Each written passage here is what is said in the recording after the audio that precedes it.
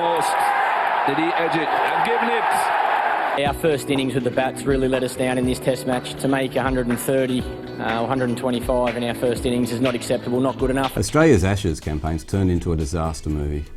A zombie movie almost. Night of the Living Dead 1, first test, not too bad. They were in it.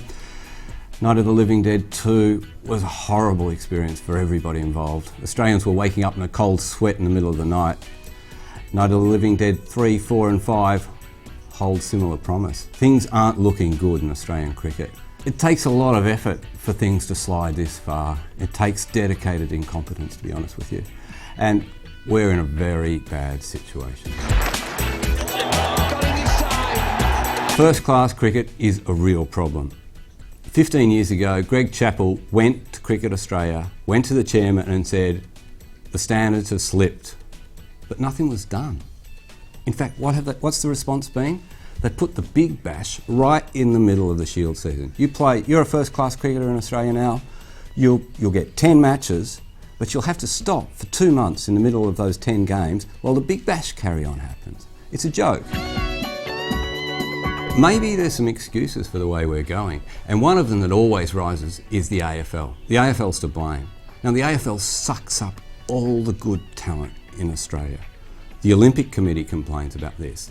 They've started to do lateral entry of elite athletes at a young age. They're offering them a career path, they're offering them a lot of money, and there's a lot of teams with big lists. Now, compare it to cricket. Once upon a time, the elite structure in cricket offered places to 12 people in the team, and one of you was carrying the drinks.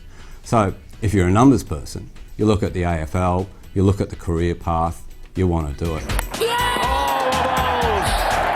That is not the line to leave. A lot of this comes back to the administration. It comes back to the way cricket's being run.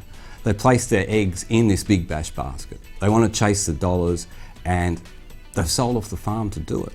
They've sold off first-class cricket for cash for the Big Bash. They got their money, they're very wealthy, and we now have the highest paid cricketers ever in the history of this country, but they might also be the lowest performing. Blokes like Alan Border, Ricky Ponting, Stephen Waugh, they wore their baggy green with pride, and they'd have bled for Test cricket. It's a different world now. These days, you're a millionaire before you even get there. You can't tell me that doesn't affect your game.